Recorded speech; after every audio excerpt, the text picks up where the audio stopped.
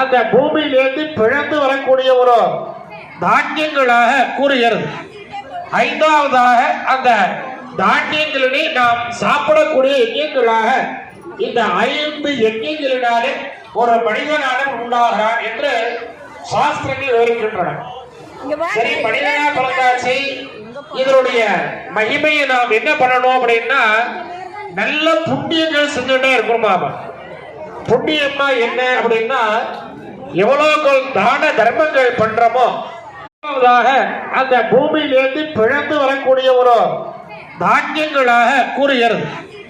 ஐந்தாவதாக அந்த தானியங்களினை நாம் சாப்பிடக்கூடிய யஜ்ஞங்களாக இந்த 5 யஜ்ஞங்களினாலே ஒரு மனிதனான உண்டாகிறான் என்று சாஸ்திரங்கள் விவரிக்கின்றன.